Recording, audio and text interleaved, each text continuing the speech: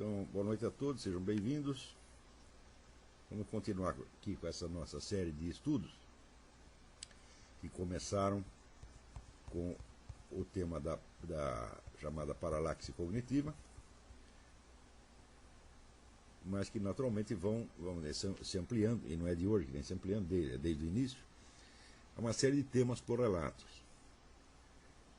Para esse estudo, nós precisávamos, uma das necessidades que apareceram foi a de caracterizar, onde o mais aproximadamente possível, o início do processo histórico que nós estávamos tentando descrever. Naturalmente existem muitos estudos que caracterizam a passagem da chamada Idade Média para a Idade Moderna, o início da modernidade, sob vários pontos de vista. Ponto de vista, por exemplo, da história da filosofia ou da história das ideias, caracterizando então a mutação doutrinal que houve nessas épocas. Porém, logo no início eu me vi defrontado com uma dificuldade que foi exatamente a mesma que apareceu para o Eric Voegelin quando ele estava trabalhando na história das ideias políticas. E a dificuldade é que, a rigor, não existe história das ideias. Você não pode supor que existe uma passagem direta de uma ideia para outra. Quer dizer, entre o momento em que o indivíduo denuncia uma ideia e que um outro reage a essa ideia, existe uma série de intermediações. Quer dizer, a ideia é referida, a primeira ideia é referida a um círculo de experiências ao qual um segundo indivíduo, um terceiro ou um quarto, reagem de tal modo que esta resposta deles à experiência tomará também a forma de uma resposta àquela determinada ideia.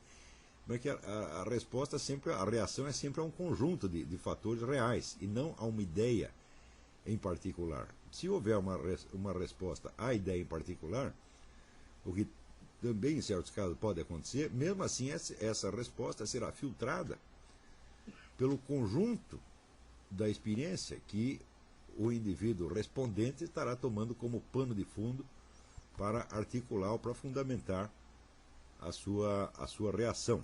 Então, o próprio conceito de história das ideias é um tanto esquisito. Quer dizer, a história das ideias é necessariamente uma história descontínua.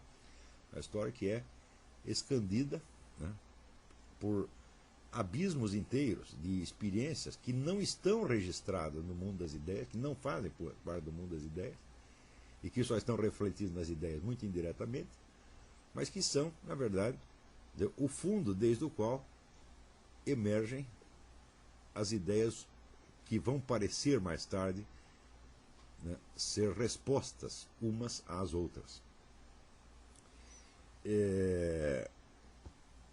No caso, o estudo da paralaxe cognitiva tinha muito a ver com os inícios do movimento revolucionário no Ocidente.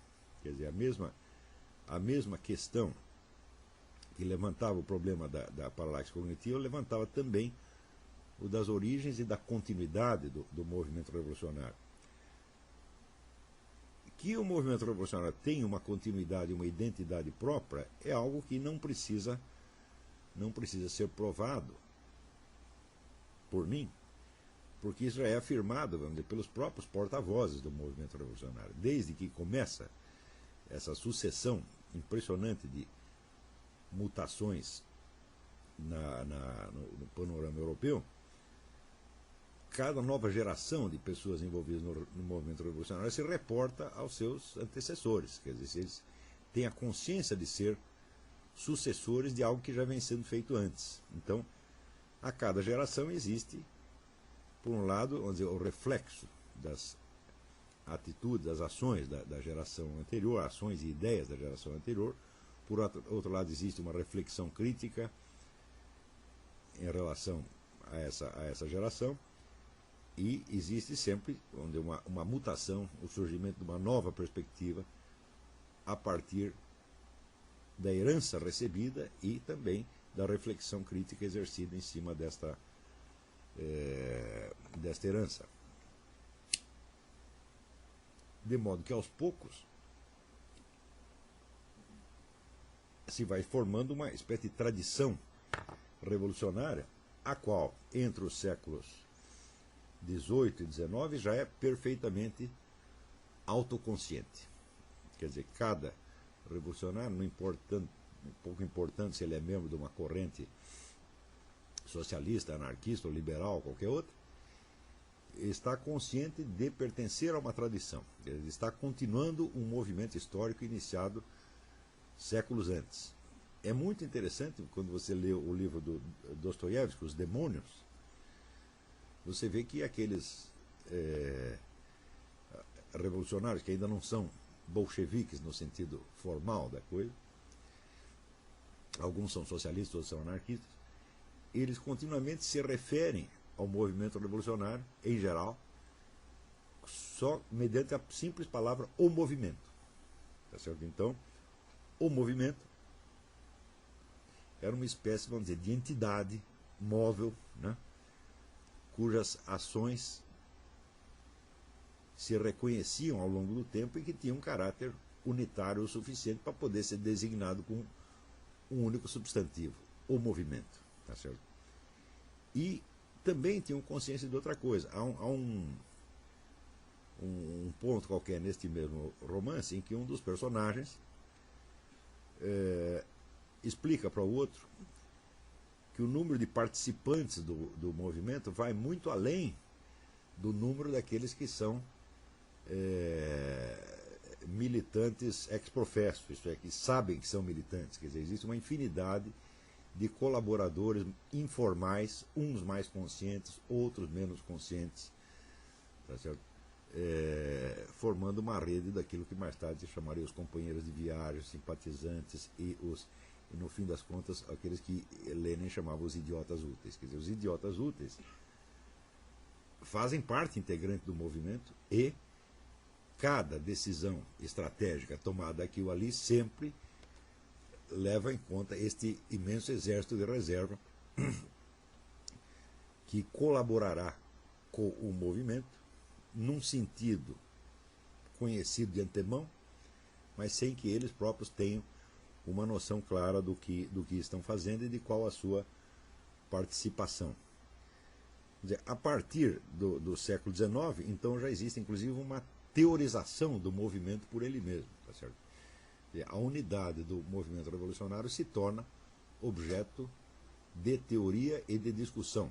Quer dizer, isto é a prova máxima de que essa unidade é uma coisa autoconsciente, de que o movimento revolucionário sabe, conhece a sua própria unidade e se baseia nela como fonte das suas autoanálises e das suas decisões.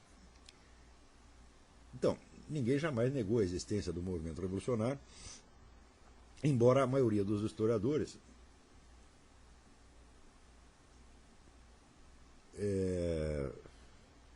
só o caracterizem como um movimento revolucionário a partir do século XVIII e das décadas que prepararam a Revolução Francesa. Quando nós investigamos, rastreamos um pouco a origem dessas coisas, nós vemos que não seria errado você falar de um movimento revolucionário já a partir do século XIV ou XV, que é uma coisa que de início não chama a atenção como um fenômeno de amplitude europeia, mas aparece sob a forma de uma série de rebeliões locais. Mais tarde, uma profusão de movimentos diferentes conflui para formar essas identidades que são identidades históricas, que são o chamado Renascimento, a chamada Reforma, bem como a Contra-Reforma, que, a meu ver, faz parte do processo revolucionário, e isso será objeto de uma aula mais tarde.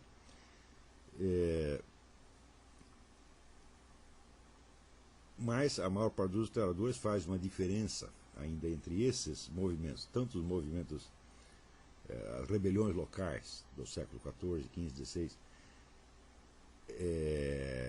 quanto a Renascença e a Reforma, e a fase propriamente revolucionária. Mas hoje eu acho que já temos condição de perceber, vamos dizer, a unidade por baixo disso. Essa unidade não apareceu antes, porque o assunto sempre foi tratado, seja do ponto de vista da história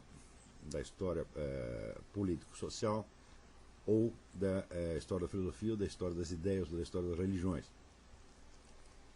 E eu acho que nenhuma dessas disciplinas está muito bem equipada para captar exatamente o processo que nos interessa, que é a unidade interna. Quando se fala de unidade de um processo histórico, é necessário que você capte algum fator permanente cuja presença seja identificável ao longo de todo o processo. Quer dizer, algo tem de permanecer, algo que caracteriza a unidade desse processo. Ora, do ponto de vista da história das ideias, isso é impossível, porque esses últimos 4 ou 5 séculos veio uma profusão alucinante de doutrinas, escolas filosóficas, movimentos políticos, religiosos, etc, etc, etc.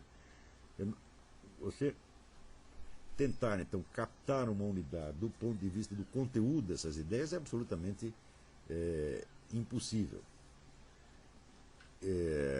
Então, quer dizer, tanto a história da filosofia quanto a história das ideias, quanto a história política, social, cultural, também não parece estar aparelhada para captar essa unidade.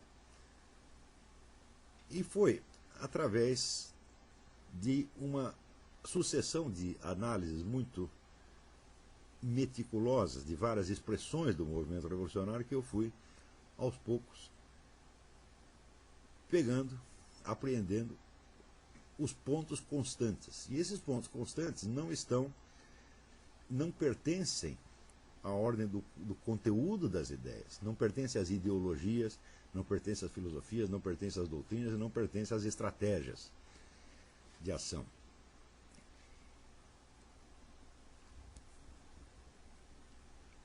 Alguns desses pontos que eu peguei vão ser expostos aqui nesta aula hoje. Mas todos eles têm a ver com uma diferença específica entre a percepção geral do mundo que se observa nos protagonistas do movimento revolucionário a partir do século XIV e XV e tudo que a humanidade conheceu, não só tudo que a humanidade conheceu anteriormente, mas também a percepção do mundo que continua vigorando entre as chamadas pessoas comuns, entre o povão. Isso quer dizer, os revolucionários percebem, existem alguns aspectos da realidade que os revolucionários, em maior ou menor grau, percebem de uma maneira diferente, não só do que a humanidade percebia antes, mas do que as pessoas comuns, não envolvidas no movimento revolucionário, continuam percebendo exatamente hoje. O primeiro desses tópicos se refere à percepção de tempo. O que eu estou dizendo é que todos os revolucionários, todos os membros do movimento revolucionário, a partir do século XIV até hoje, têm uma percepção do tempo que é diferente da percepção do tempo pelas pessoas comuns e pelo restante da humanidade.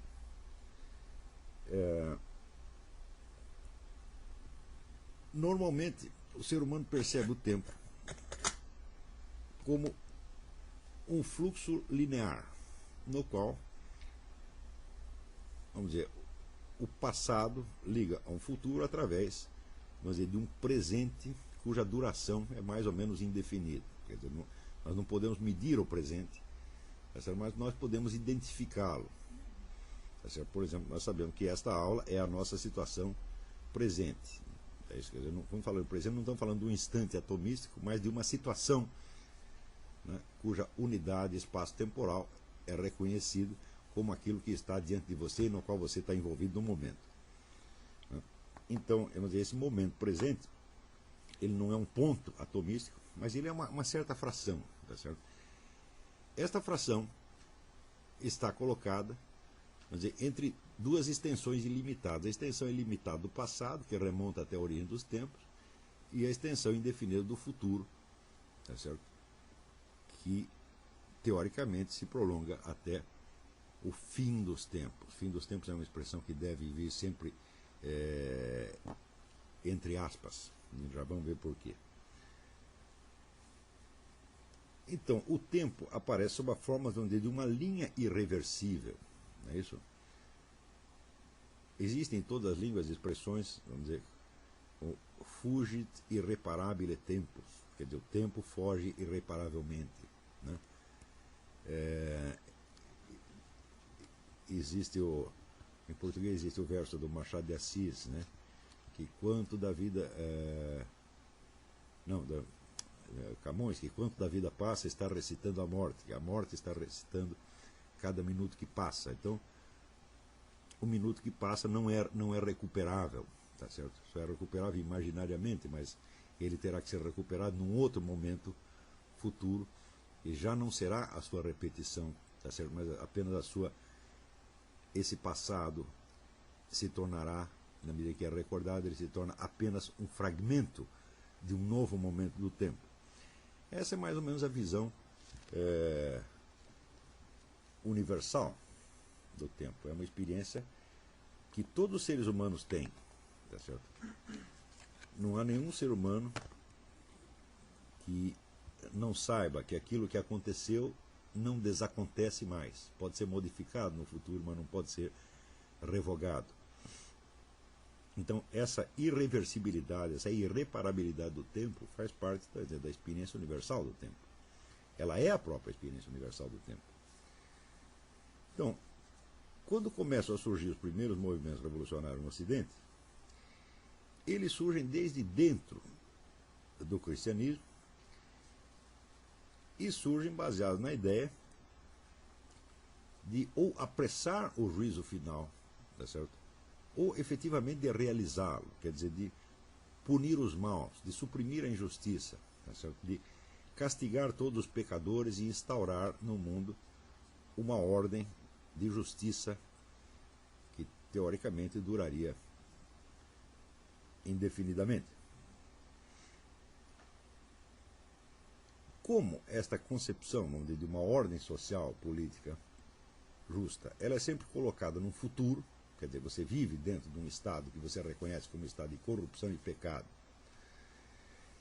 e você pretende realizar uma ordem justa no futuro, você não tem o conhecimento dessa ordem justa como um dado de experiência. Ele não faz parte da realidade vivenciada. Ela é uma concepção que você está chutando para o futuro, e é, de certo modo, uma expectativa, uma esperança, uma promessa, ou coisa assim. E você só a conhece como tal. Tá certo? Porém, a confiabilidade dessa proposta de futuro, ela advém do fato de que ela repete, em termos humanos, em termos históricos, a promessa bíblica do Apocalipse, quer dizer, a promessa de um juízo final. Na Bíblia, o juízo final não é, de maneira alguma, um acontecimento do tempo histórico. Ele é a absorção da temporalidade inteira na eternidade. Tá certo?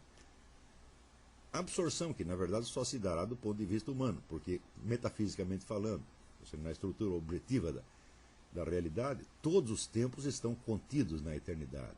Quer dizer, essa é a definição da eternidade dada pelo filósofo Boécio. Quer dizer, a eternidade é a posse plena e simultânea de todos os momentos. Quer dizer, aqueles momentos que no tempo se sucedem, estão todos contidos na eternidade, de maneira simultânea. Mais ou menos assim, vamos fazer uma analogia precária, mas se você pegar uma partitura, tá certo,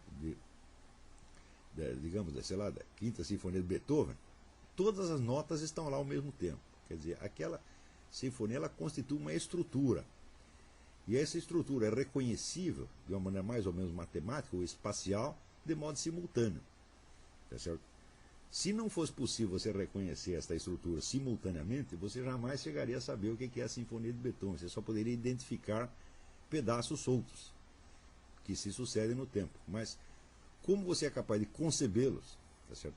Ao mesmo tempo você percebe a estrutura. E essa estrutura é exatamente a identidade, a forma dessa obra, a qual, no entanto, não pode ser executada toda ao mesmo tempo. Você não pode tocar todas as notas ao mesmo tempo. Você tem que tocar uma depois da outra. Quer dizer, ela terá, a execução terá uma duração mais ou menos determinada. Tá certo? Mas note bem, se esta música só pudesse ser reconhecida temporalmente, tá certo? E não como estrutura fixa, ela não poderia sequer ser identificada como tal. Você nem perceberia que ela é uma sinfonia e não a outra. Seria apenas um fluxo de notas, um fluxo de sons que não se sabe onde começa nem onde termina. Tá certo? Mas quando você ouviu a primeira vez Quando você termina de ouvir, te sobra, né, alguns pontos de referência entre os quais você percebe similaridades, ligações estruturais. E essa estrutura, esta forma, por assim dizer, espacial da sinfonia é que é a identidade dela, né? Dito de outro modo, você reconhece a Quinta Sinfonia de Beethoven e é capaz de distingui-la de outras músicas, porque você a percebe como estrutura permanente, que não só é independente de tempo, mas até independente de ser executada ou não. Tá certo? Não é desprovido de importância o fato de que nenhum compositor pode compor a sua música nota por nota. Ele tem de conceber a estrutura primeiro. Quer dizer, a estrutura ela aparece toda no relance. E depois é que ele vai, vamos dizer, trocar em miúdos. Vai colocar a série de notas que expressam exatamente a estrutura tal como ele a concebeu. Do mesmo modo que o arquiteto que concebe um edifício, ele tem que construí-lo tijolo por tijolo, ou pedra por pedra, mas ele não pode concebê-lo assim. Ele tem de conceber a estrutura toda num relance. Embora seja impossível você construir um edifício de maneira instantânea. Quer dizer, a construção prosseguirá durante X tempo, orientada por pela visão de uma estrutura permanente que a precede, tá certo? E que permanece depois dela, porque se o edifício cair, o edifício for destruído, tá certo? A sua concepção, a sua ordem permanece, ela ainda é concebível depois disso, e justamente se você tentar reconstruir o edifício, será justamente com base na visão que você tinha da estrutura, tá certo?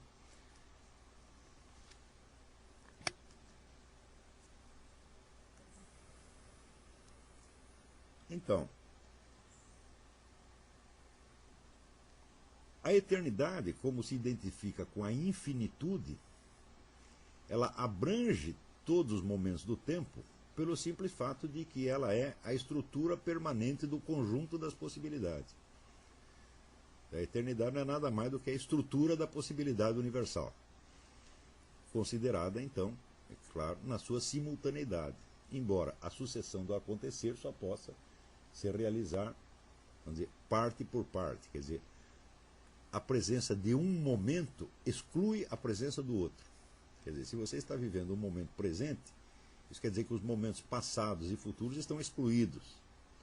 Tá certo? Mas eles estão excluídos só do momento presente, eles estão incluídos na estrutura geral do acontecer. Eu não sei se isso está ficando muito claro, esse negócio que eu estou...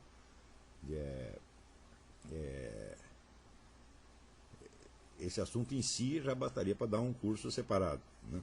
Mas, se vocês entendem a definição do Boécio de que a eternidade é a posse plena, é a presença plena de todos os momentos, também entendem que a eternidade é a estrutura do mundo total da possibilidade, quer dizer, todas as combinações possíveis e imagináveis daquilo que pode vir a acontecer. Então, do ponto de vista lógico e do ponto de vista metafísico, é claro que o tempo está incluído na eternidade.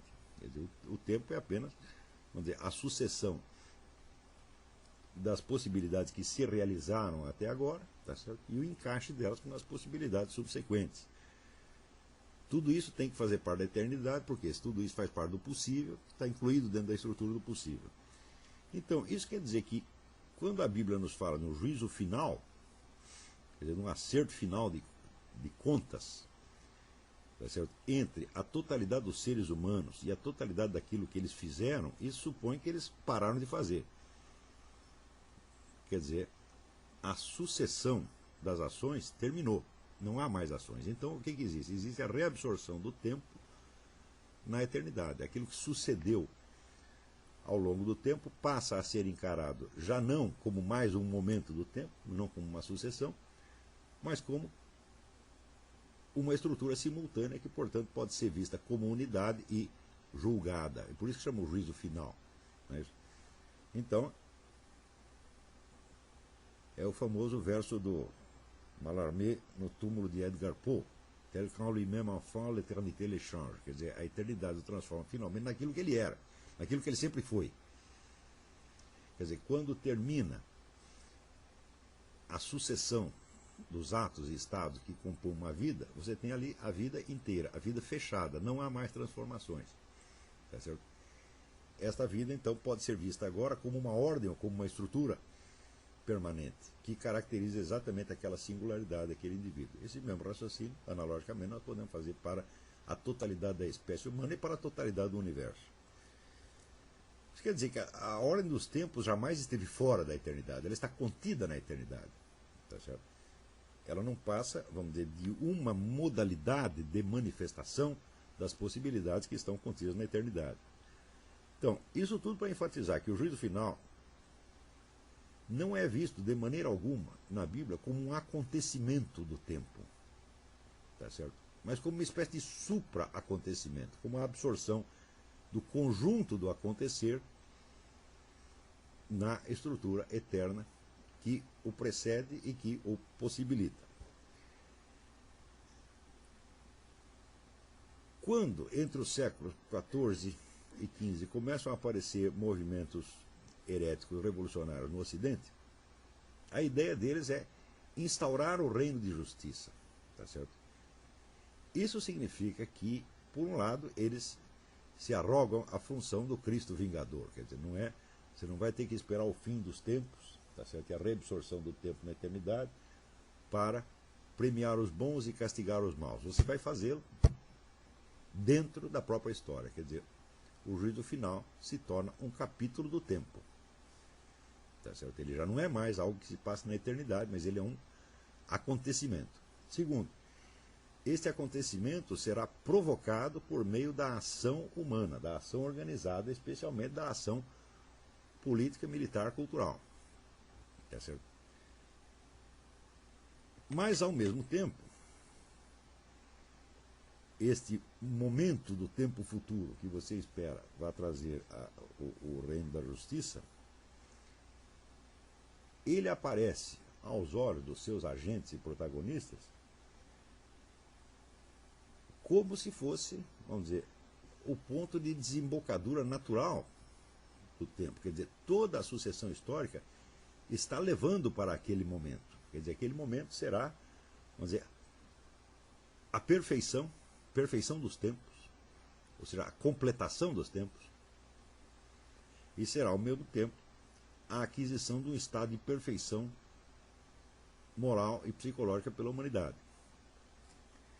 Então, este momento do tempo futuro, ele se torna, para os agentes que querem trazê-lo, ele se torna um momento diferente dos outros, porque todos os momentos anteriores são apenas um transcurso, quer dizer, uma longa história, tá certo? De erros, sofrimentos, pecados, etc, etc, etc, tudo isso devendo confluir no reino final da justiça. Ou seja, o advento desse reino, embora seja visto como um acontecimento dentro do tempo e não como uma passagem à eternidade, ele é um momento, ele é um tempo diferente dos outros, qualitativamente diferente, porque ele já não é mais um simples transcurso. Tá certo? Ele tem, aos olhos desses agentes, uma estabilidade, uma permanência, como diz na Bíblia, seu reino não terá fim. Então o reino de justiça que será trazido por esses indivíduos, por esses agentes do movimento revolucionário, também não terá fim. Tá certo? Não que o tempo vai parar, tá certo? Mas, na verdade, é impossível descrever a estrutura do tempo futuro tal como os revolucionários a concebem, mas, de modo geral, eles a concebem como um estado de justiça e de perfeição, tá certo? Que, embora continue existindo no tempo, já não é mais uma temporalidade em aberto como a anterior, mas é uma temporalidade, vamos dizer, onde o curso das coisas está pré-determinado, está pré-definido pela sua própria perfeição. Quer dizer, criamos aqui o reino de justiça e agora as coisas só vão acontecer dentro da norma admitida no reino da justiça. Não haverá mais aquela incerteza, aqueles desvarios, aqueles pecados, aquela loucura toda da história anterior. Tá certo? Então, seria uma passagem do tempo a um outro nível de existência. Tá certo? O gênero literário chamado utopia mostra exatamente isso. Quer dizer, quando você descreve aquelas sociedades perfeitas, né, quando Thomas More descreve a sociedade perfeita, ou, Tommaso Campanella descreve a cidade perfeita, subentende que esta cidade é perfeita e permanecerá perfeita. Quer dizer, ela estará, de certo modo, subtraída à incerteza, né, e ao caos da história. Será, por assim dizer, uma passagem de um tempo caótico para um tempo ordenado. Tá certo? De um tempo onde muita coisa depende do acaso, para um tempo onde, de certo modo, tudo está planejado e previsto e só pode acontecer dentro de uma pauta de perfeição concebida pelos revolucionários. Note bem, este momento futuro, esta cidade perfeita, a sociedade perfeita, não é conhecida como um dado de experiência. Ninguém jamais esteve lá, nem os próprios revolucionários jamais estiveram lá. Mas eles a concebem como o resultado final da história e atribuem a essa ideia a mesma certeza que a Bíblia atribui ao Apocalipse, ao juízo final. Nós podemos dizer que, metafisicamente, a afirmação bíblica do Apocalipse é indiscutível. Tá certo? Por quê? Como a passagem do tempo à eternidade é inevitável pelo fato de que o tempo não existe por si mesmo, ele só existe dentro da eternidade, ele só existe dentro da estrutura da possibilidade universal. Então ele está cercado por ela e ele não pode fugir dela. Tá certo? Então, nesse sentido, o Apocalipse, tal como visto na Bíblia, é até inevitável. Porém, o Apocalipse, tal como visto pelo movimento revolucionário, não é a passagem do tempo à eternidade, mas é um momento do tempo, é uma mudança de nível do próprio tempo. Tá certo? Esta mudança de nível, que ninguém experimentou como dado da realidade, é vivenciada como uma hipótese, ou como uma promessa, ou como uma esperança, mas a ela os revolucionários atribuem a mesma certeza que a Bíblia atribui ao Apocalipse. Tá certo? Então, isto quer dizer que se a história humana, se o conjunto do acontecer humano está se dirigindo para um instante privilegiado, no qual vai emergir uma nova sociedade perfeita, tá certo? Na qual, portanto, todos os dramas humanos, esses sofrimentos humanos estarão superados e haverá então uma estabilização da ordem humana. Se tudo converge para este final, ora, é este final que, sendo o objetivo da história humana, é também o fundamento da explicação dela. Quer dizer, a história existe em função deste futuro que deve ser atingido. Assim como na Bíblia. Vamos dizer, a explicação e a justificação final de tudo, né, são dadas pela vinda final do Cristo, que separará então os carneiros dos bodes, é certo? E mandará uns para o inferno, outros para o céu, separa então os condenados dos eleitos. Assim também, na perspectiva revolucionária, será o advento da sociedade perfeita o objetivo e, portanto, a razão de ser de toda a história anterior. Ora, com isso, então, observa-se uma inversão radical do sentido do tempo.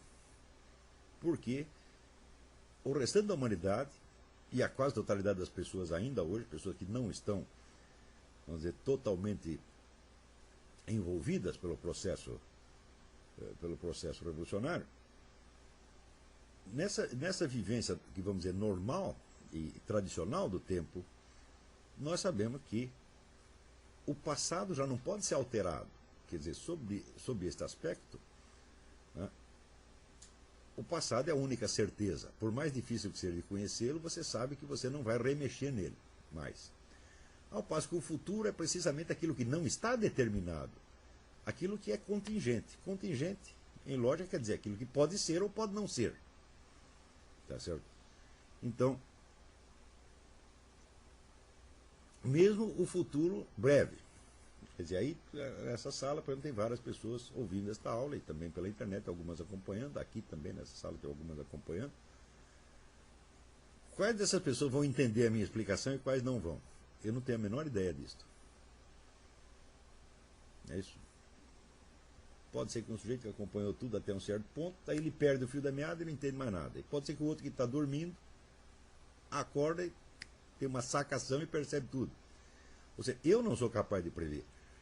Eu conseguirei dar o resto desta minha aula, vamos dizer, de maneira clara e ordenada, como pretendo eu ter dado até esse momento, eu não sei, pode ser que eu me confunda daqui a pouco, que eu esqueça tudo, apaga tudo, não sei mais o que ia dizer. Afinal de contas, eu estou velho, tenho direito à minha cota de Alzheimer, essa coisa toda.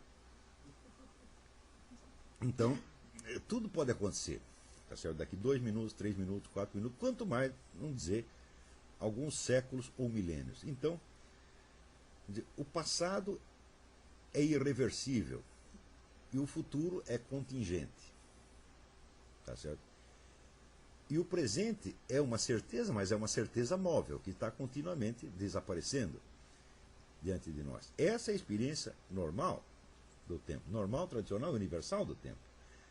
Para o revolucionário, ao contrário, o que é certo é o futuro.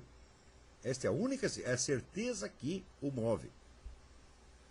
Agora, o sentido de tudo o que aconteceu e de tudo o que está acontecendo passa a depender desse futuro.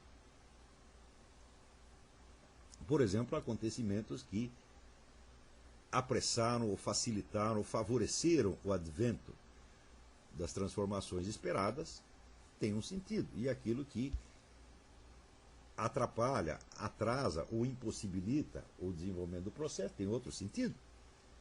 Como é que nós vamos saber de antemão se tais ou quais coisas favoreceram ou desfavoreceram o advento da sociedade perfeita? Se a sociedade perfeita, na verdade, é apenas uma hipótese.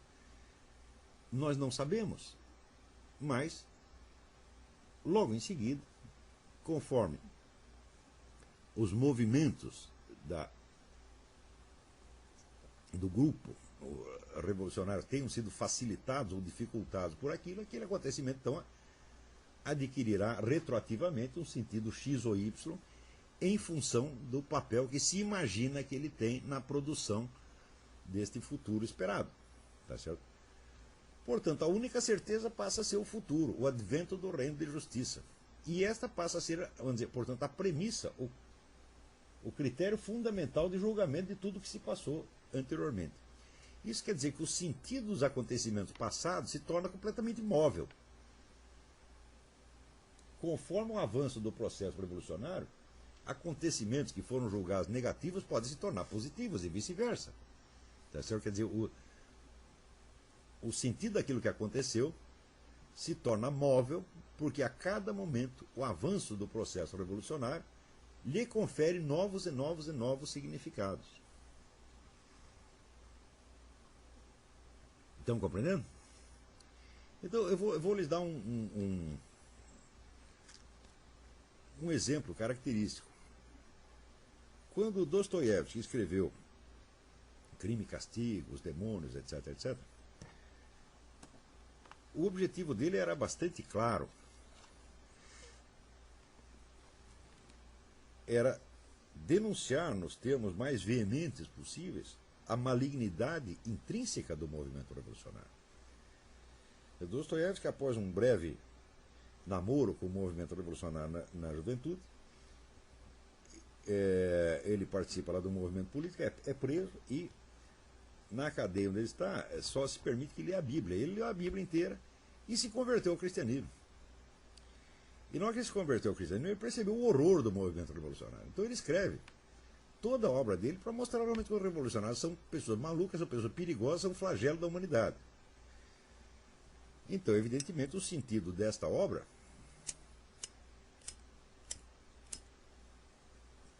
o sentido imediato desta obra se opõe da maneira mais flagrante à dos outros escritores que tinham uma visão futurista, revolucionária ou modernizante, como, por exemplo, Ivan Turgenev. Turgenev era um sujeito que sonhava em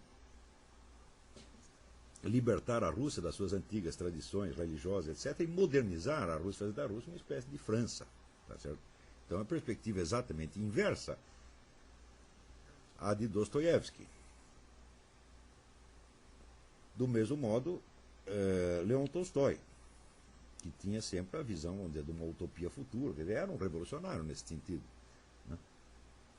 Então Dostoiévski seria o anti-Turgenev ou anti-Tolstói. Acontece que no século XX teve um estudioso comunista, Georgi Lukács, um húngaro, filósofo húngaro,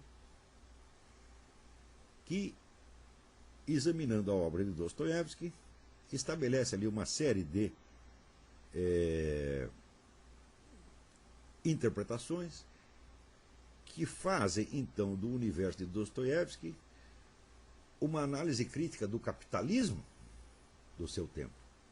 Então, o que ele faz? Ele infunde um sentido revolucionário comunista na obra do próprio Dostoiévski. Tá certo? Isso quer dizer que Dostoiévski, que era um inimigo do movimento revolucionário, já pode ser lido como se fosse um amigo ou um aliado. Tá certo? Isto fez com que os autores marxistas, tinha muitos escritores, pensadores marxistas, que liam Dostoiévski não conseguiam deixar de apreciar a beleza e a profundidade daquilo, ainda que aquilo fosse contra as suas convicções. A partir desse momento, então, eles se encontraram mais aliviados, quer dizer, eles já estavam autorizados pela ideologia revolucionária a admirar o Dostoiévski, tá certo? Mais ou menos a mesma coisa que Karl Marx, Lukács fez com Dostoiévski, mais ou menos a mesma coisa que Karl Marx tinha feito com Balzac. Balzac também era outro conservador, reacionário, mas Karl Marx dá lá uma maquiada na interpretação de Balzac e mostra que a visão que Balzac tem do capitalismo coincide com a dele. Na verdade, ao contrário, foi ele que copiou de Balzac, né? Só que Balzac dava um sentido conservador às suas análises e Karl Marx faz a mesma coisa, dando um sentido revolucionário. Então, Karl Marx também faz uma maquiagem ali no Balzac, de modo que o Balzac, em vez de ser um adversário do movimento revolucionário, se torna um dos seus aliados ou companheiros de viagem, sem ter a menor ideia de que isso está acontecendo. Então, isso mostra que conforme o papel que a cada momento se atribui a cada acontecimento do passado na produção da suposta sociedade futura, modifica então o sentido que se dá a esse acontecimento passado e a visão que se tem dele. Tá certo? Então, a ordem natural do tempo que vai, vamos dizer, do passado consolidado e imutável para o futuro contingente se inverte. É o futuro que é dado como líquido e certo, porque ele é a finalidade da história, ele é o objetivo da história, ele é que passa a articular toda a história. Tá certo? Então, nós podemos entender o futuro em função do que aconteceu no passado, dentro de um raciocínio de causa e efeito, na qual incluímos, vamos dizer, mesmo os nossos planos de futuro, eles só têm capacidade de moldar esse futuro caso eles estejam no passado. Quer dizer, os seus planos têm uma história também. E essa história já vem se desenrolando há algum tempo. E é por isso mesmo que esses planos podem exercer alguma ação no futuro. Quer dizer, um plano que fosse apenas vamos dizer, um relance, né, uma percepção instantânea, que depois desaparecesse para sempre, não exerceria função alguma. Você teve aquela ideia, aquela sacação e esqueceu em seguida. Aquilo desapareceu. Então, mesmo os planos de futuro, para eles poderem exercer alguma influência no futuro, eles têm que já estar, eles têm que ter um passado já. Por isso, eu digo isso para enfatizar como uma noção normal do tempo é de encarar o futuro em função do passado. Mesmo porque os seus planos de futuro fazem parte do seu presente e já tem atrás deles um passado. Quer dizer, se você tem um projeto, você sabe quando você teve esse projeto, há quanto tempo você o está alimentando, tá certo? Mas você não sabe se vai conseguir realizá-lo ou não no futuro, porque o futuro é contingente. Contingente é aquilo que pode ser ou pode não ser. Mas mesmo a história do seu plano, tá certo? Como ela já transcorreu, ela já é imutável. Porque se você teve uma ideia quando você tinha 15 anos de idade, você não pode mudar isso. Você não pode fazer com que essa ideia tenha aparecido aos 7, ou aos 5, ou aos 93. Você teve a ideia naquele dia e não pode dester essa ideia. Você não pode anular aquele passado. Ou seja, mesmo os planos de futuro têm a sua história passada e essa história não é mutável. ela pode ser esquecida, ela pode ser distorcida, tá certo? E ela pode, até certo ponto, ser reinterpretada conforme você vai amadurecendo, tá certo? Mas isso não vai mudá-la substancialmente. Agora, na perspectiva revolucionária, todo o passado está se encaminhando a um futuro hipotético. Aí tem uma pergunta aqui.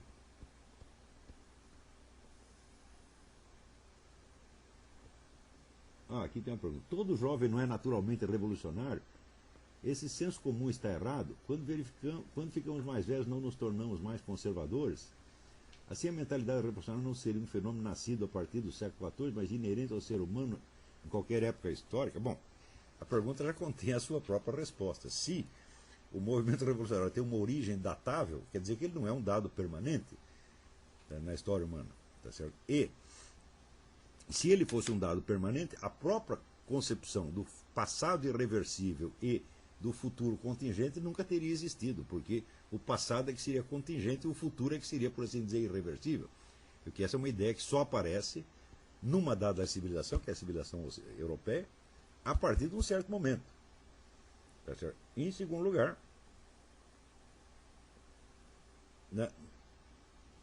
não me parece, de maneira alguma, que os líderes e os condutores do movimento revolucionário sejam jovens. Isso é absolutamente impossível. São velhos que concebem isso. Tá certo? Pelo menos são homens maduros. E se você pegar a atividade de Lenin quando ele tinha 20 anos, é irrelevante, mas aos 40 ela se tornou importante. Tá certo? E Stalin também. Né? E Mao Tse-tung. Né? E quanto mais velhos ficam, mais poderosos se tornam. Tá certo? Então, eu acho que a idade biológica, vamos dizer, a analogia entre juventude e mentalidade revolucionária é ela própria um elemento da mentalidade revolucionária. Ela é um dado do discurso revolucionário, é uma falsa analogia biológica. Tá certo? Se as massas de militantes revolucionários são colhidas principalmente entre os jovens, tá certo? É justamente porque os velhos precisam deles.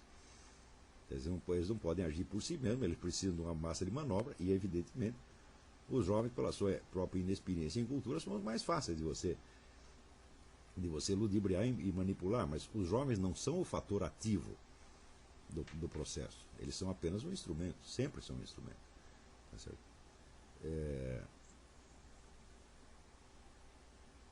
Então, esta falsa analogia biológica, como muitas outras que vão surgir mais tarde, que vão constituir toda o imaginário, né, da ideia revolucionária, tudo isso está dentro do movimento revolucionário, faz parte dele, que não são realidades permanentes da vida humana, são dados puramente ideológicos. Né? Tem outra pergunta.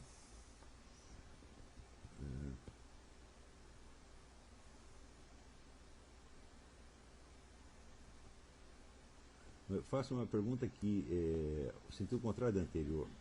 Num blog talk recente, você comentou sobre uma pesquisa publicada pelo Washington Post, no qual se comprovou que o ser humano prefere a segurança do senso comum, mesmo quando é mentiroso, do que o confronto com a verdade.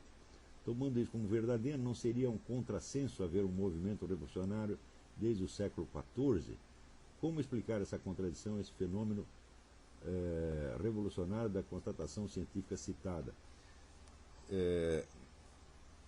Note bem, o que o movimento revolucionário faz é essencialmente tentar modificar o senso comum. Quer dizer, aquele estado de espírito que é compartilhado por revolucionários é transmitido ao conjunto da sociedade através dos meios culturais. Tá certo? E, naturalmente, à medida que ele vai conquistando círculos cada vez maiores de participantes conscientes ou inconscientes, ele mesmo se torna o senso comum. Quer dizer, o senso comum de hoje em dia, como se vê pela própria pergunta anterior, ele é fortemente determinado pelas ideologias revolucionárias. Agora, é importante entender que eu estou afirmando taxativamente que a unidade do movimento revolucionário não pode ser apreendida ao nível dos discursos ideológicos, ou das estratégias, ou das propostas políticas concretas. Ele tem de ser apreendido no nível de uma estrutura de percepção permanente que permanece estável ao longo de toda a história do movimento revolucionário e que, de certo modo, o define, e que por isso mesmo é o padrão da sua unidade. Então, essa estrutura ela é marcada por uma série de diferenças específicas. A primeira diferença é esta mutação na percepção do tempo. Então você vai ver que a tendência de explicar o passado em função de um futuro hipotético dado como certeza ou como premissa, que entre o século XIV e XV é uma novidade absoluta, tá certo? Começa a se tornar uma coisa cada vez mais comum. A própria ideia geral do progresso, que não implica um ponto de chegada determinado, é isso. Quer dizer, a pessoa supõe que amanhã vai estar melhor do que hoje. E esta suposição orienta a visão que ela tem do passado. Quando, na verdade, ela não sabe.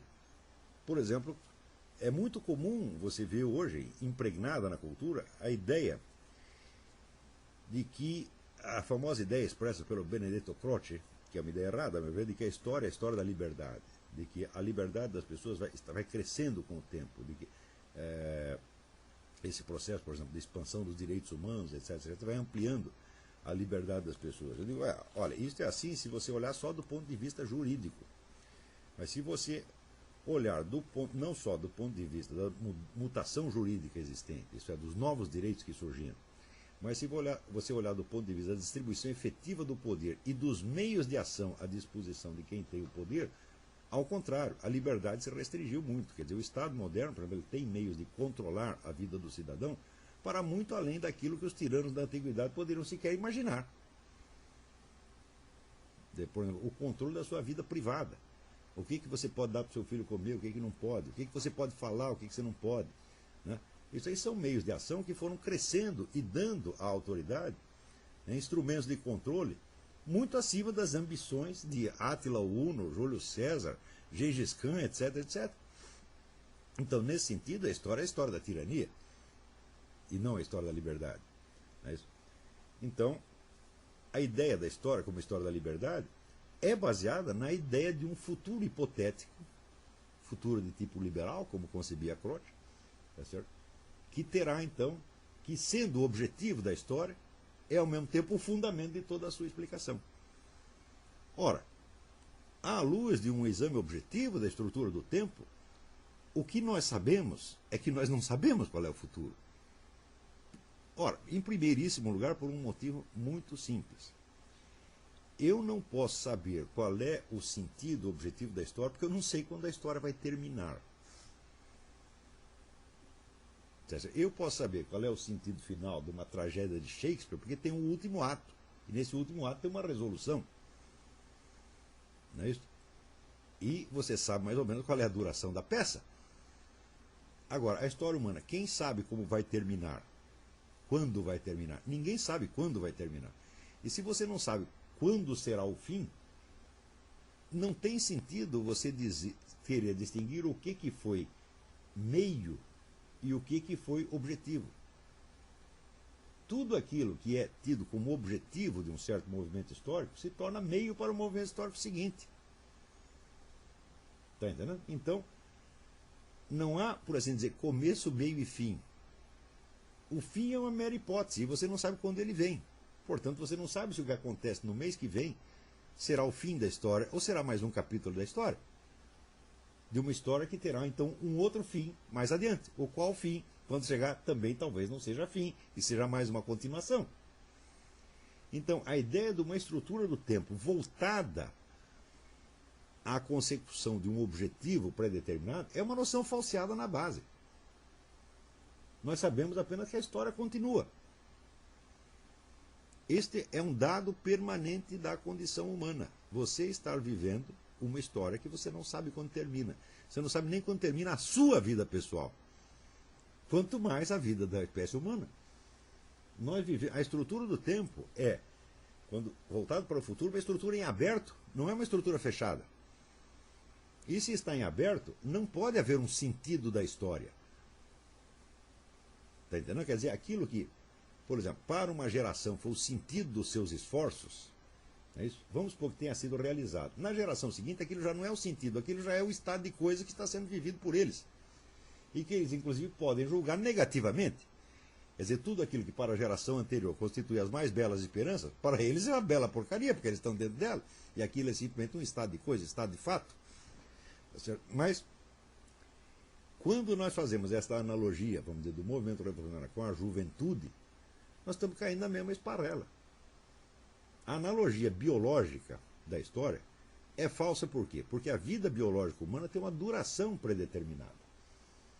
Tem uma duração média predeterminada. Não é isso? E uma sucessão de fases que não são intercambiáveis. Você não pode ter a sua adolescência antes da infância. Tá certo? Você não pode ter a sua velhice antes da sua maturidade. Tá certo? Muito bem, pode ter a sua decrepitude, tá certo? Antes da infância, adolescência, maturidade, etc, etc. A não ser que você seja o Lula. Tá certo? Então, mas esse é um fenômeno supra-histórico. Então, isso quer dizer que nós podemos encarar a vida humana como um desenvolvimento em direção a uma certa realização que deveria ser conquistada assim, entre a maturidade e a velhice, tá certo? Porque nós sabemos que existe uma duração predeterminada, possível, duração máxima possível, mas na história nós não temos a menor ideia disso. A história é um processo em aberto. Então você até falar de sentido da história, tá certo? Não faz sentido. Né?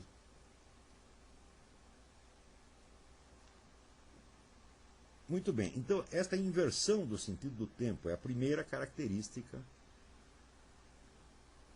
estrutural do movimento revolucionário. Esta inversão está presente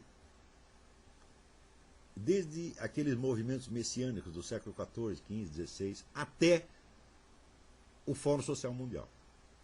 Esse é um dado permanente do movimento revolucionário. Quer dizer, com isso ele se distingue de tudo que aconteceu antes. Tá certo? Uma segunda inversão, tá certo? É a inversão moral. Por quê? Supõe-se que este futuro a ser realizado represente a justiça e o bem. Tá certo? Porém, ele não pode ser realizado por meio da justiça e do bem. Ele tem de ser realizado por meios político-militares usuais, ou seja, através do emprego de todos os meios violentos, cruéis e malignos necessários. Quer dizer, ninguém pode esperar realizar, vamos dizer, uma sociedade utópica passando a mão na cabeça de seus adversários e perdoando-os por seus pecados. Por exemplo, se os comunistas se lembrarem de que os capitalistas, né, são seus irmãos em Cristo e começarem a passar a mão na cabeça deles, tá certo? Eles não vão acabar com o capitalismo. Se você começa a perdoar os capitalistas, acabou o socialismo.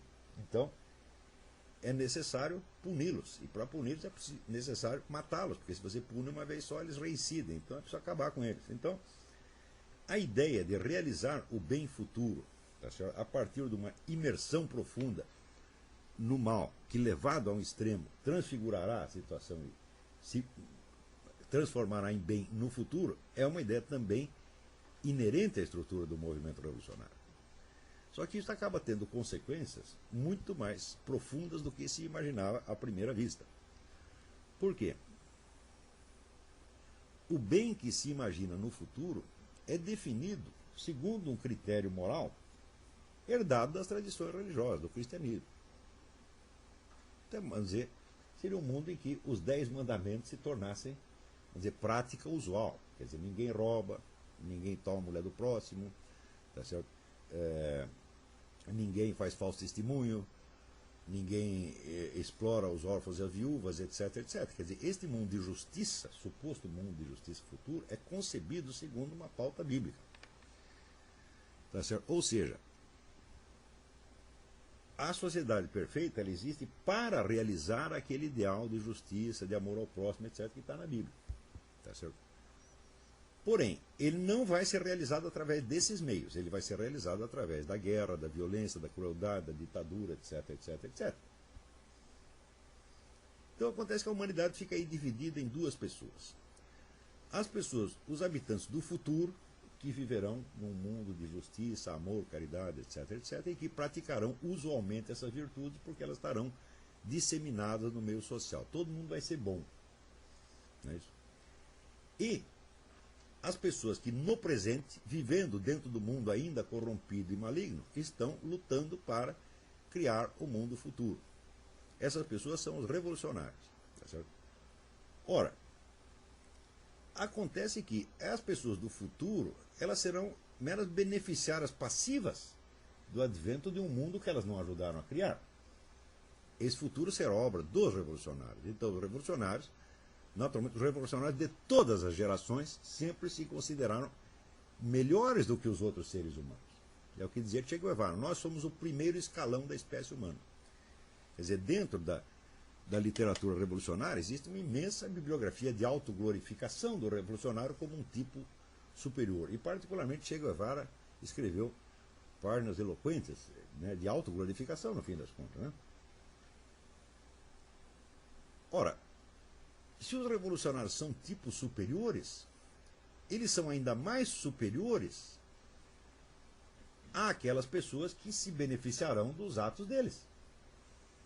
Ou seja, o revolucionário é aquele que sacrifica a si e aos outros para criar um mundo melhor. Ele faz isso através da crueldade, da violência, do roubo, da mentira e do que for necessário. Tá certo? No futuro, ninguém mais será obrigado a fazer nada disso, porque todo mundo viverá numa sociedade justa e todos serão bons.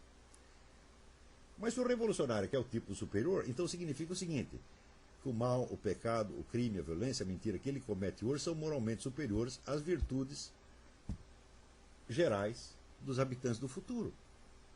Eles serão meros beneficiários passivos. Ora, mas se a perfeição humana já está realizada superiormente no revolucionário, isso quer dizer que os membros da sociedade futura serão apenas uma decadência moral em relação a eles. Né? Suponha, por exemplo, um exemplo que eu dei num artigo esta semana.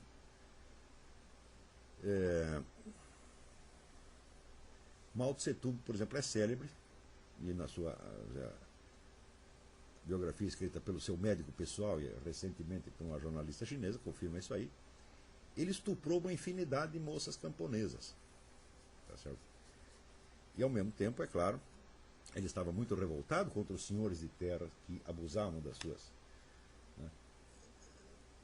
né, das camponesas. Então, mesmo que dizer, ele estuprou um monte de camponesas para que, no futuro, os senhores de terra não fizessem mais isso. Ele, que era chamado o grande timoneiro, era o sujeito que ia levar a China, vamos dizer, a uma nova ordem agrária, justa e paradisíaca. Tá certo? Mas, para isso, ele estuprou lá um monte de mulheres camponesas, ele fez uma guerra do ópio voltada contra o seu próprio povo, viciando províncias inteiras para poder vender ópio e ganhar dinheiro, fazer a revolução. Né? E, no fim das contas, matou 60 milhões de chineses. E o sujeito, porque fez isso, ele é moralmente superior àqueles que não farão nada disso no futuro, porque viveram numa sociedade justa. Isso quer dizer que a moral revolucionária ela é invertida na sua base. Ela coloca o mal no topo, desde que praticado pelo revolucionário. E todas as virtudes, seja das pessoas presentes ou do futuro, estão colocadas abaixo do mal e do pecado quando praticado pelo revolucionário. É curioso, por exemplo, que houve um estudo que feito pelo Paul Johnson, no livro chamado Intellectuals, tem uma tradução brasileira, Os Intelectuais, publicado pela editora Imago, em que ele pega, vamos dizer, a vida dos mentores do mundo moderno, os gurus do mundo moderno, e pergunta assim, quem são essas pessoas? Né? Qual é, vamos dizer, a autoridade moral com que eles se apresentam como guias da humanidade? E acaba vendo lá que havia lá uma multidão de estupradores, pedófilos, ladrões, vigaristas, assassinos, e assim por diante. Quer dizer, é uma história horrível, simplesmente horrível.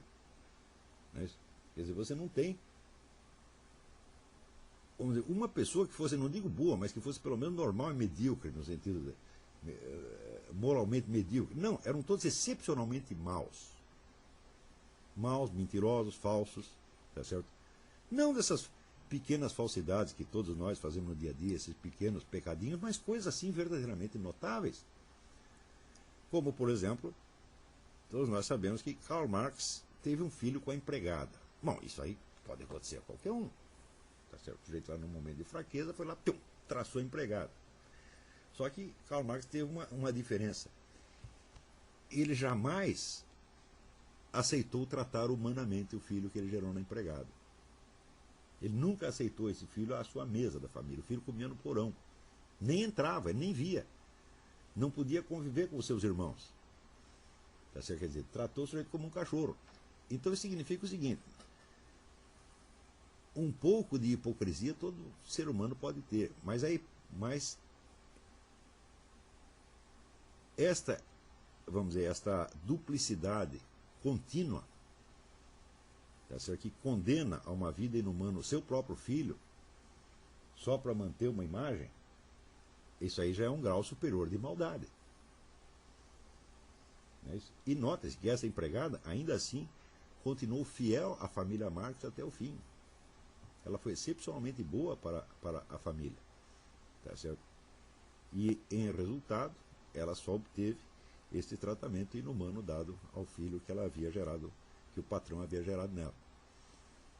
E assim por diante. Ora, quando saiu esse livro, inevitavelmente a resposta de muita gente foi: não, você não pode julgar as ideias das pessoas, tá certo, pela sua vida. Ou seja, o que Paul Johnson está fazendo é o que chamam um ataque ad hominem. Você, em vez de atacar as ideias, você está atacando o homem que as enunciou. Bom, se você considerar do ponto de vista puramente lógico formal, esta crítica está certa. Mas acontece o seguinte: acontece que o revolucionário como tal, ele não atua só no mundo das ideias. A revolução não é uma ideia, a revolução é um processo real. É um processo real de mutação da conduta.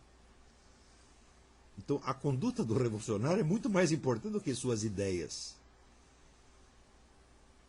Não é isso? Mesmo porque esta conduta é uma interpretação que ele dá às suas ideias. Note bem, como explicaríamos, então, o fato de que Karl Marx, que escreveu páginas tão candentes contra os capitalistas que abusavam sexualmente das suas empregadinhas, não só fizesse ele exatamente a mesma coisa, mas fizesse um pouco pior. Tá certo? Porque, por exemplo, a história do Brasil está cheia de proprietários rurais que engravidavam um monte de escravas. Mas o que eles faziam com os filhos? Aceitavam os filhos como se fossem deles. Na verdade, essa é a origem de uma boa parte da população brasileira. Eles aceitavam o filho como membro da família, protegia o cara, às vezes dava estudo, pagava para os filhos estudar no exterior. E, no fim, estes filhos, netos e bisnetos de escravos acabavam se integrando na sociedade como todo mundo. Agora, o que foi feito daquele desgraçado que Karl Marx gerou no ventre da Helene Demuth? O cara sumiu. Né? Foi para lá de lixo da história. Então, como é que nós vamos explicar isso aqui?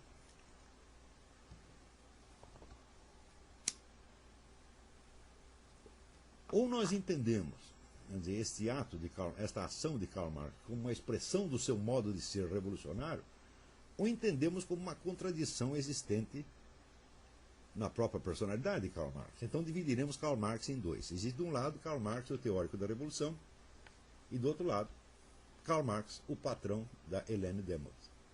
E essas pessoas passam a ser duas. Enquanto patrão da Helene Demuth, Karl Marx ainda era um membro e herdeiro da burguesia, portanto ele participava da tara congênita da burguesia. Então ele entra como herdeiro e vítima de um mal burguês.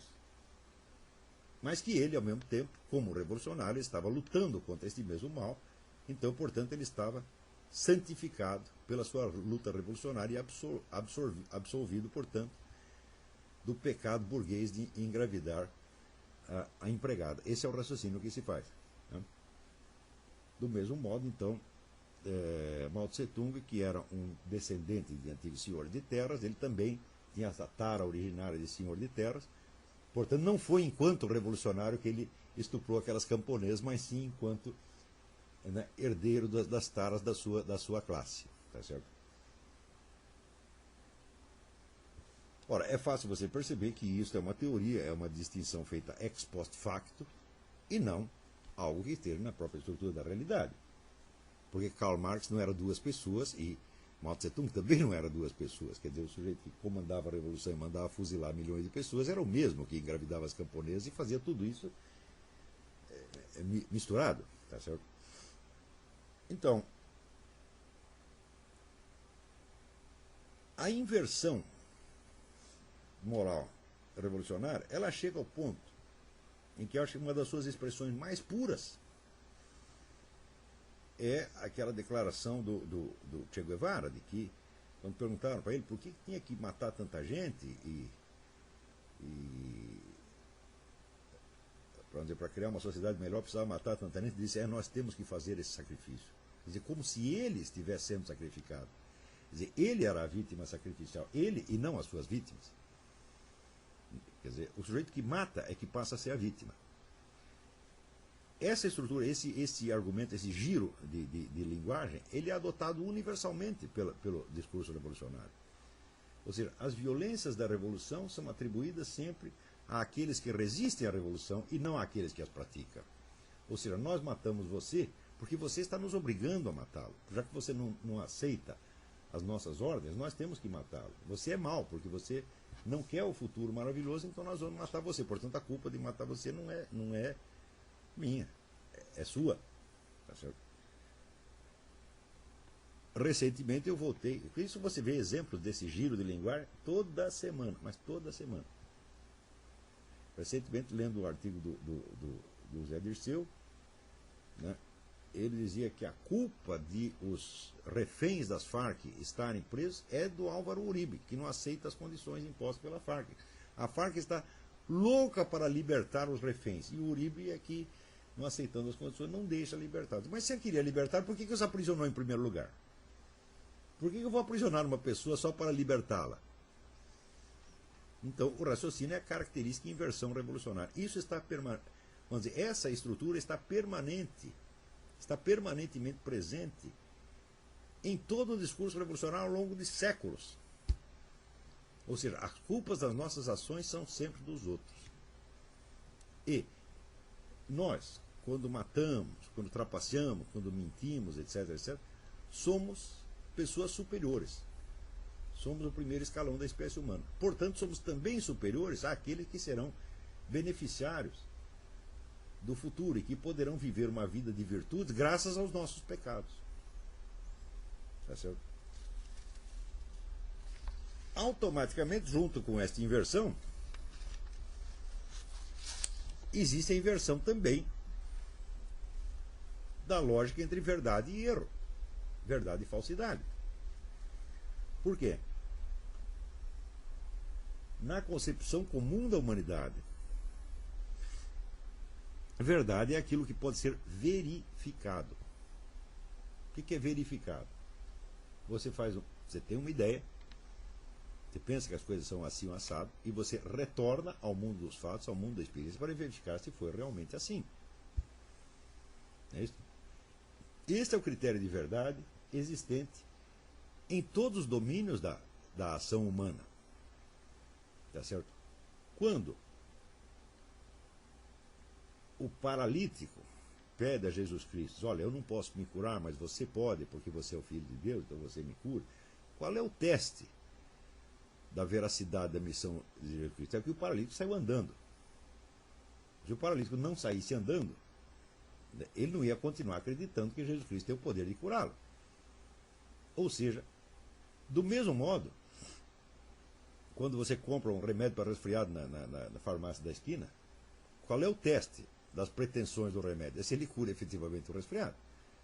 Ou seja no domínio técnico-científico ou no domínio do miraculoso, o teste da verdade é o retorno ao mundo da experiência que diz sim ou diz não àquilo que você pensava. Porém, na perspectiva revolucionária, a verdade não está no mundo da experiência, porque o sentido da experiência é mutável a cada momento.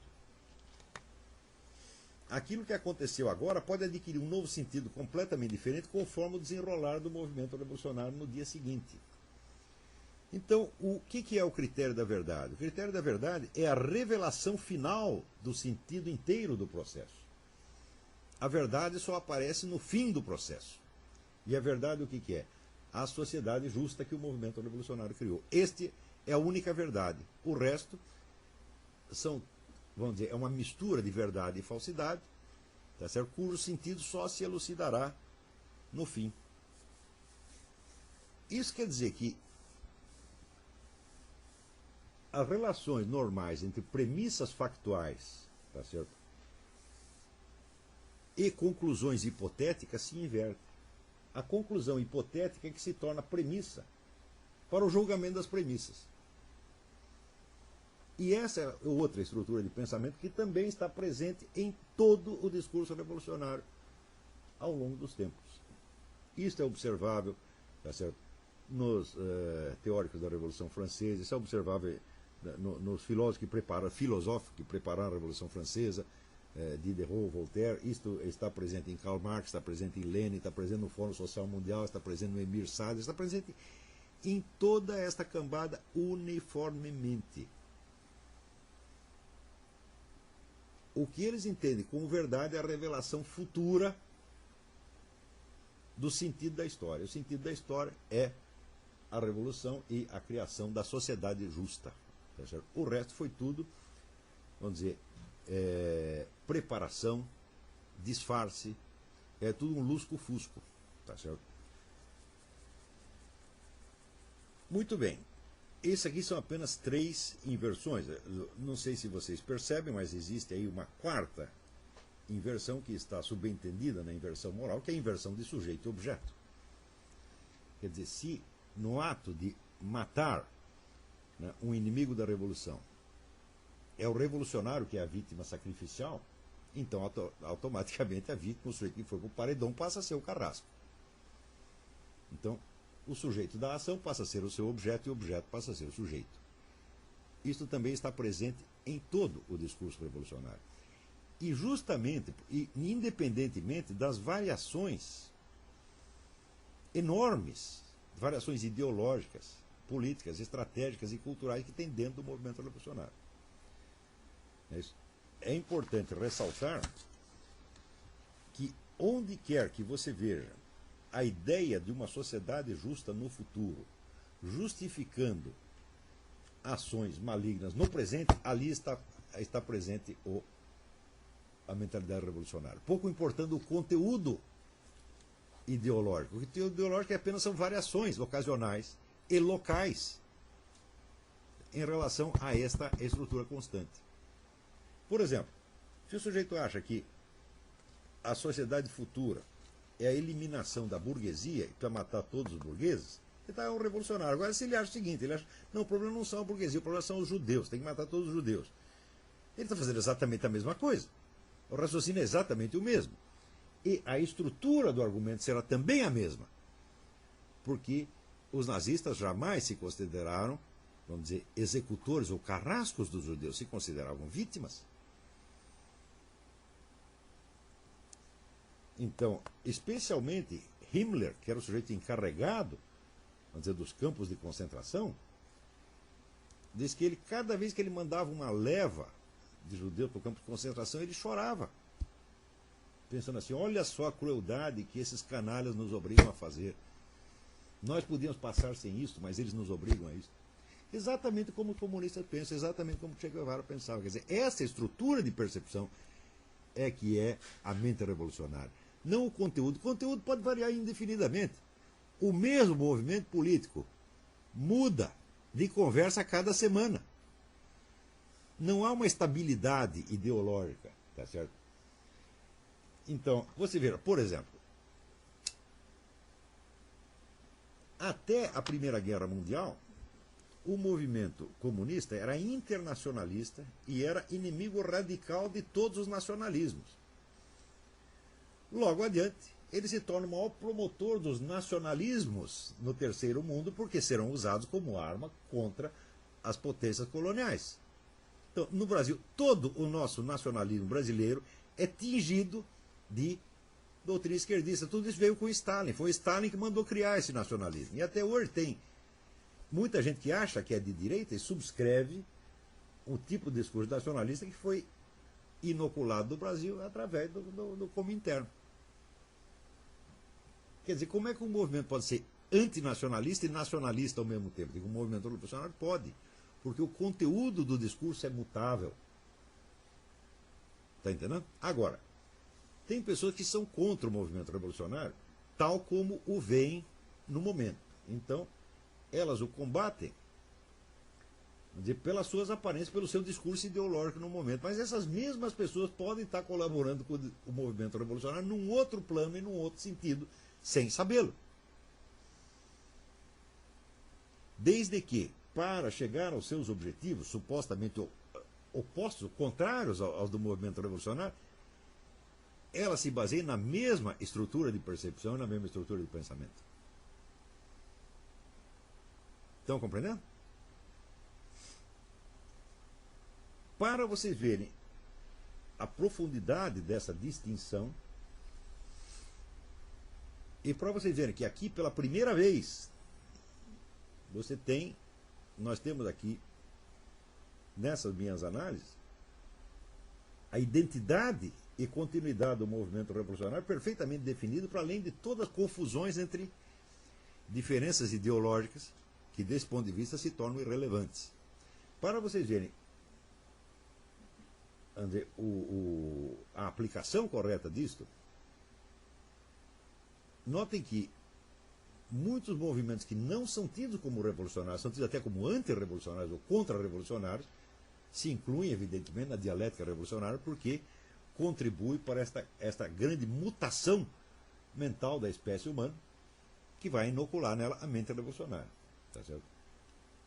E outros movimentos que levam nomes de revolução não são revolucionários de maneira alguma. O mais característico deles é a Revolução Americana. A Revolução Americana não é um movimento revolucionário de maneira alguma. Primeiro, os primeiros revolucionários, Founding Fathers, eles tinham a ideia de uma sociedade melhor, mas em nenhum momento eles acharam que, em nome dessa sociedade melhor, eles podiam agir ao contrário dos valores que essa sociedade iria representar. Ao contrário, sempre acharam que eles próprios tinham que dar o exemplo máximo daquelas virtudes cívicas que no futuro deveriam ser espalhadas em toda a população. Em segundo lugar, a sociedade melhor que eles criavam não era, vamos dizer, uma sociedade oposta ao passado. Eles não inventaram uma sociedade nova que fosse representar, vamos dizer, uma mutação dos tempos. Ao contrário, tem aqui, vamos dizer, uma das obras mais importantes sobre a história americana, essa aqui, História Constitucional dos Estados Unidos, Andrew McLaughlin. Este é um clássico de 1936. Vejam aqui.